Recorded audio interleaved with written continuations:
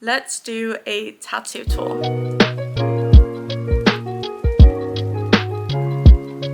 Hello my loves, if you're new here, my name is Lily. I am an anxious girl who loves to read, and if you're not new here, then welcome back. This tattoo tour was requested, which I am so happy and thankful that it was. I think it's amazing and so much fun when you guys request videos in the comments, and I try to get them out there as fast as possible and in the best way possible. I have now stripped and I'm ready to show you my tattoos. Feels so weird. I have a couple. I don't know exactly how many. I think maybe 16, possibly 17, around 16. The majority of them are book related, and I will tell you how and why. But I thought we'd start with my very first tattoo and go in chronological order to the extent that I remember, because I do not remember exactly in which order some of the middle tattoos were done. My very first tattoo was my 18th birthday gift from my mum and dad. I had been wanting this tattoo for years. Like, I was in school when I was like 14 and drawing that tattoo on me, and I got it when I was close to turning 19. It took me a while to actually book a tattoo time and get to it. At very first I wanted it right here, but then somewhere along the way there was a shift and I decided that I wanted it on the left side of my ribs. I will show you as well as I can without flashing anyone. And that's this little darling. It says, as you could see, I hope, always, with 3 little stars. As most of you might be able to figure, it's a tattoo inspired and from the beginning for a certain popular book whose author is not so popular anymore, so I'm not gonna name any names or talk about it any more than that. The tattoo has gained new meanings and changed meanings throughout the years. It was always, I'm gonna say that word a lot actually, but the tattoo always had a different meaning as well, which was that it was for my family in a way. And that is why I chose to have the 3 stars, which are for my mum, my dad and my sister. And it was, to me, a way of placing them there by that word to say that they are always going to be with me. No matter where we are in the world, we will always look up at the same stars. After my first tattoo, I was like, I'm never gonna get a tattoo that I haven't thought of for a shorter period of time than a year. I'm always gonna be really well thought out and yada yada yada. That's failed pretty spectacularly and pretty quickly, because I was at the tattoo parlor where I got my first tattoo with a friend because she was going to get her very first tattoo and I was going to be emotional support.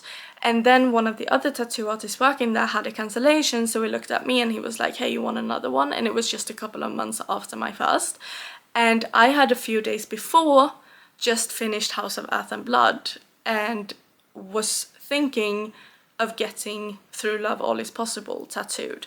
I was also however thinking of getting a Throne of Glass tattoo and having Rattle the Stars tattooed. So I was like, I'm not gonna get any of them tattooed before I've decided which one I want, because I was choosing between the 2.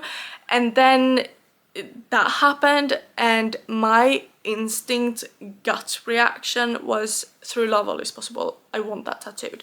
So we did that tattoo and it was definitely the right choice. I haven't tattooed Rattle the Stars somewhere since, so I feel like that was definitely the right decision, since that was my gut reaction and the one that I immediately went to. It was just a fun experience and it's a fun story to talk about, because when Bryce in the books get Through Love All Is Possible tattooed on herself, she's drunk with her best friend and it's a spontaneous thing that her best friend told her that, hey, you should do this.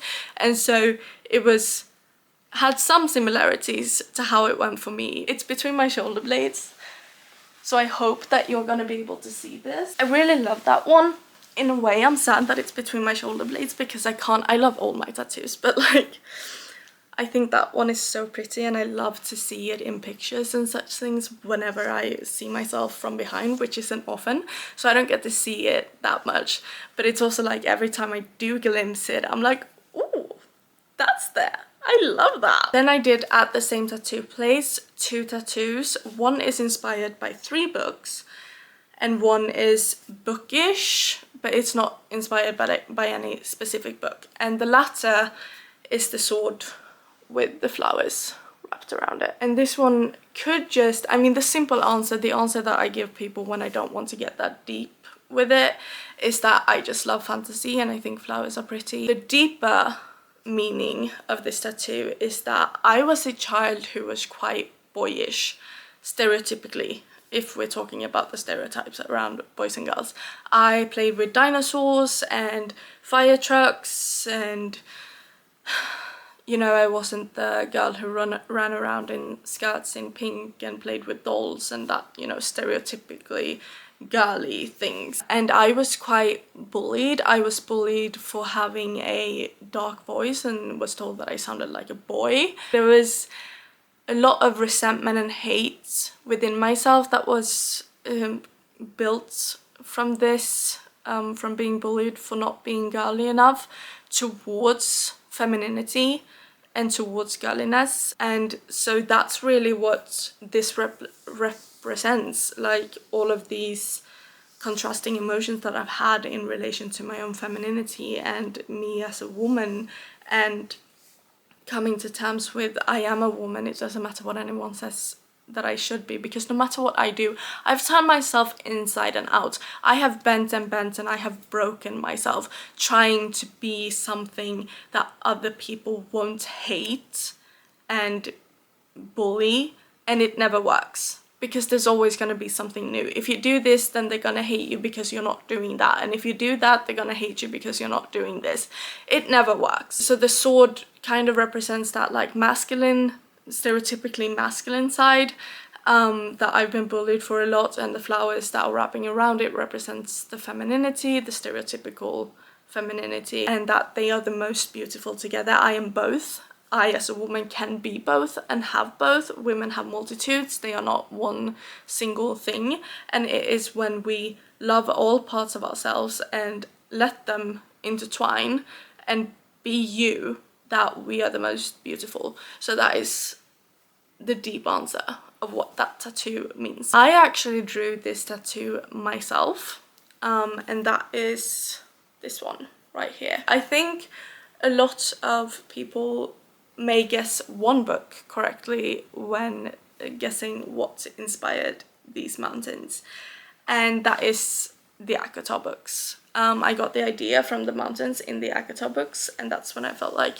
yeah, mountains.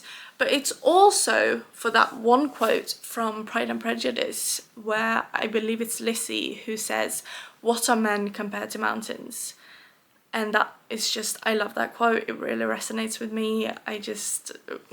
What are men and the sexism and everything that we are being constantly peppered with compared to the actual world and we as women? That's like what I'm analysing that quote to be of. The stars, however, are not for ACOTAR or Pride and Prejudice. The stars are actually a constellation, but not any constellation that you might find in our sky. It is actually the freckles on Addie LaRue's face from The Invisible Life of Addie LaRue. So it starts here with this star, goes down, goes up, goes down, goes across, back and up. So it's ding, ding, ding, ding, ding, ding. That is Addie LaRue's freckles as a constellation. I love that tattoo. I love the mountains. I love mountains. I have painted many a mountain. There are two paintings that I have done right in front of me that are of mountains or include mountains. So I just love them. I do believe that the next tattoos I did are the first tattoos, and every tattoo I've done after these two have been done by the beautiful Emma, who you have seen me travel to and get tattooed by twice on my channel. There are 2 tattoo vlogs where I have been tattooed by her on this channel. So check them out if you haven't. But every other tattoo apart from the first 4 have been done by Emma, and I will continue to return to Emma and be tattooed by her because she's absolutely amazing. I think my first tattoos I did with Emma was my Song of Achilles tattoo and my most personal tattoo. The Song of Achilles tattoo is this little one, the text, which says memories across my arm. Memories is then, of course, as a lot of people who have read the book can probably guess from the quote, I am made of memories. And the reason why I didn't want the entire thing was partly because I like the simplicity of just having memories. But it's also not just for the book, but it's even more for just life. Like, we are nothing without our memories. Everything that I have been through, everything that I at moments in time would have given anything to forget had ever happened, they have made me who I am. Like, all the bullying and the manipulation and the gaslighting and all of the other horrible stuff that I have experienced throughout my life, it's what's made me who I am today. It's what's made me the person that would never ever bully someone else, because I know what it feels like. I've been there. There are fundamental things that I have learned from these experiences that have also, a lot of these experiences have forced me to grow up. There's been a lot of consequences from them that are negative, but those things are still making me who I am. I wouldn't be me, the one sitting here talking to you today, if I didn't have my memories. And I talked about this in my Get to Know Me vlog as well. But like, memories are who make us what we are. Without, if someone were to erase all my memories, I would just be a shell. And that kind of leads us to the snake tattoo,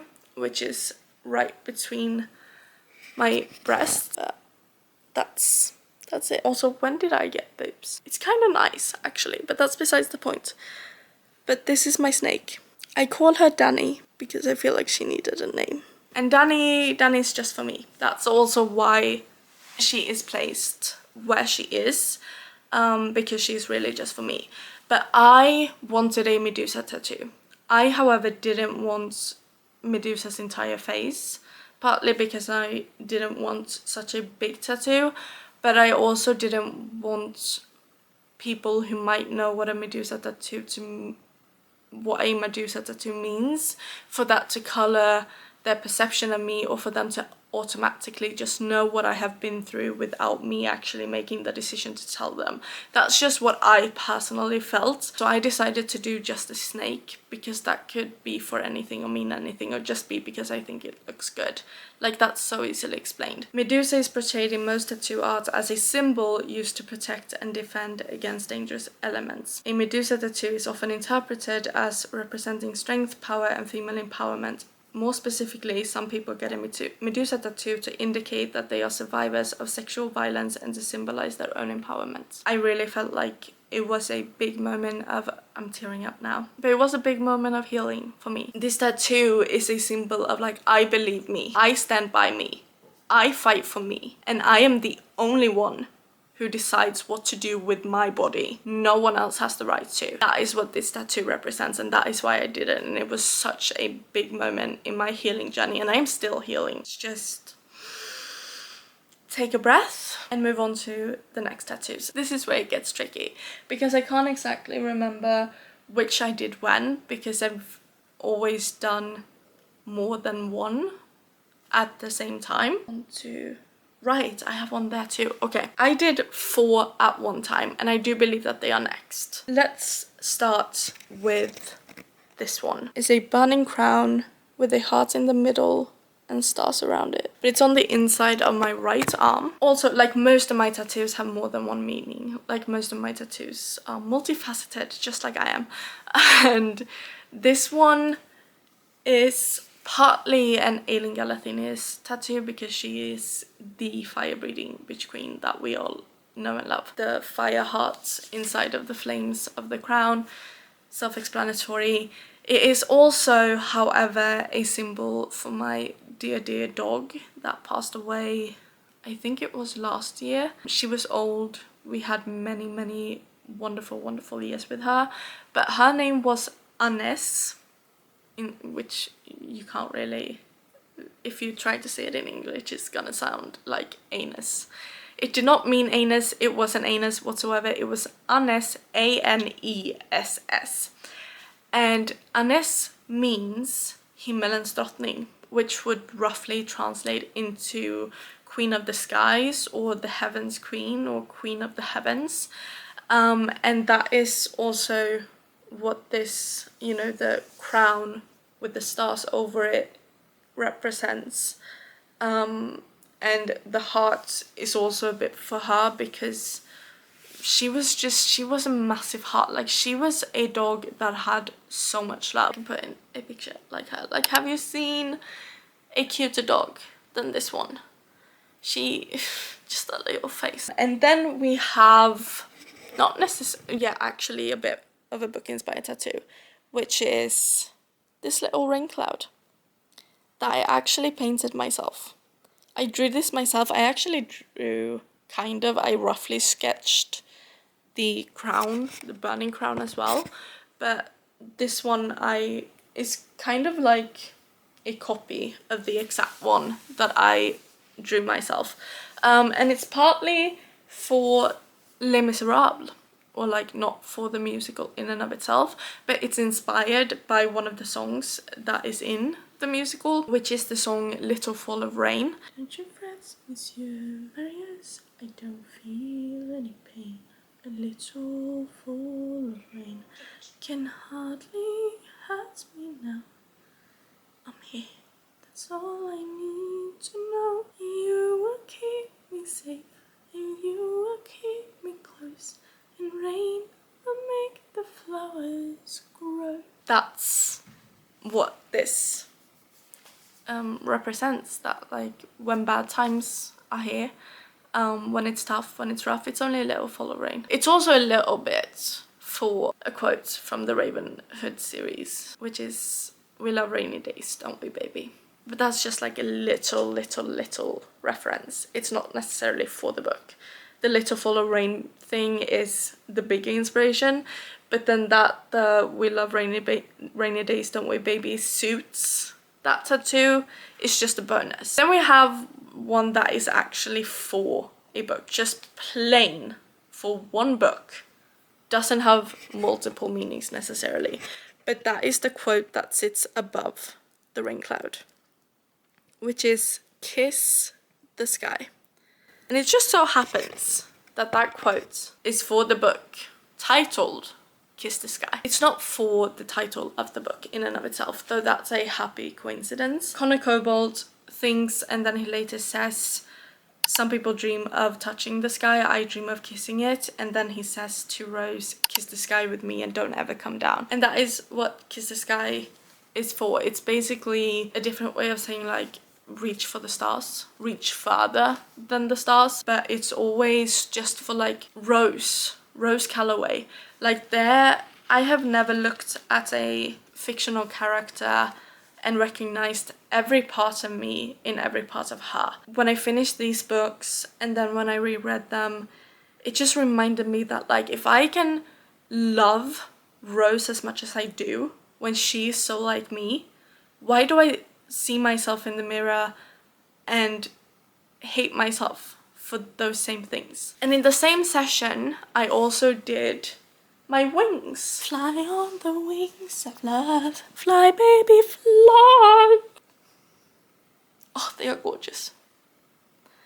It's another tattoo that I don't get to see as often as I would like. But they are absolutely stunning. And they are multifaceted. Hello? They have multiple meanings, is what I'm trying to say as well. And the bat wing is basically for Agatha, and the angel wing is basically for Hunt Athalar from Crescent City. That's the meaning. It doesn't really have any deeper meaning than that. I'm sure I could make one up if I wanted to. Like, I've always been caged in my hometown where I was bullied and all of that, and now I can spread my wings. See, there's a deeper meaning. There you go. After I did those four, I think the next time I do believe I did the bow and arrow, which is just absolutely gorgeous, with the details of the flowers and the shadowing of the tail of the arrow and the delicate lines. Again, this one has multiple meanings. It's a bit for Artemis, who in a lot of Greek mythology is in a way like a protector of women and of animals. The goddess of chastity, hunting, and the moon, often depicted with her trusty bow and arrow and a short tunic to aid in running through the woods. Her maidenly virtue, for she swore to never marry, relatable, was presented in counterpoint to the passionate and fiery Aphrodite. Artemis tattoos symbolize independence, strength, femininity, protection, and connection with nature. And as an animal lover and a woman who needs all of those things in her life, this just felt like a given. It is also loosely Taylor Swift connected because the song The Archer, that song is a punch in the gut every time, and I will never not scream sing it anytime it is playing. And I cried when I found out that. I loved the change of the set list and that we got the Torture Poets department set in Europe and that I got to see the Torture Poets department set, but I did cry when I found out that she had removed The Archer. And then at the same time, I do believe that these were done together. I may have exchanged some that were done together, but I think I'm right. I did my little chest piece, which is another tattoo that I drew myself, and I absolutely love this little one. Partly inspired by Checkmate. I absolutely love Allie Hazelwood and I love this book. I have so much love for this book, it's insane. Do I know how to play chess? No, I probably should. I do really want to learn. I was inspired to tattoo a chess piece by this book and the cover of this book. However, I was also inspired again by Taylor Swift, and it is mainly for the bridge in Mastermind. You can probably understand why it's for the bridge when I say no one wanted to play with me as a little kid and I've been scheming like a criminal ever since to make them love me and make it seem effortless. This is the first time I felt the need to confess, and I swear I'm only cryptic and Machiavellian because I care. That is what the chess piece is for. It's also just adorable. It is so cute. And then after that, I do believe it's after that I did the tattoo that is above it, which is this flower vine wrap, and it wraps the entire way around my left. That is my left, yeah. My left wrist. I have a little scar on my left wrist right here. I don't know if you can actually see it. And it looks like a lizard if you look at it in the right way. And that is what I use that scar to differentiate left and right, because that scar is telling me that that is my left. And this flower vine wrap is very much just because I think it's absolutely beautiful. Let's see, I need to remember. It's my mum's favorite flower, it's my dad's favorite flower, and it's two flowers that I picked. That brings us to the last three, which are my most recent tattoo and the one that you have been glimpsing this entire time, which is the lemons. The lemons are, jokingly but also a bit seriously, the lemons are a bit because I'm like a lemon, pretty on the outside, sour on the inside. But mainly it's for the 7-year slip. There's so many quotes from this book. Amongst others, one of the shorter ones is Chase the Moon. It's always that quote where it's about how a grandmother said to always have a passport on you, to always pair reds with that and whites with that, and it's quite a long quote, and I was just like, what symbolizes all of these amazing quotes that I would love to have tattooed? Lemons. And then we have just a book, like, it was about time. It's so delicate and so beautiful, but it was high time that I just